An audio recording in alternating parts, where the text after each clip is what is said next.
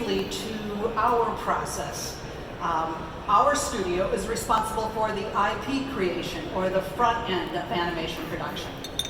We are comprised of directors and story artists and visual development artists and editors, as well as the creative and production executives who provide the necessary support and oversight. Our mutual objective is to get our filmmakers' vision up on the big screen at SPA. We are committed to making big, bold movies where the hand of the filmmaker is strongly felt. We achieve this primarily through a two-pronged approach.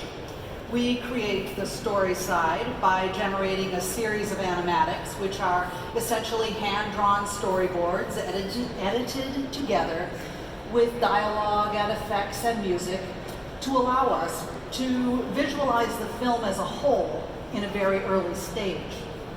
And the second prong, we approach the visual side by allowing filmmakers to work with production designers and visual development artists to explore the look of the film, including character design and environments and the overall aesthetic.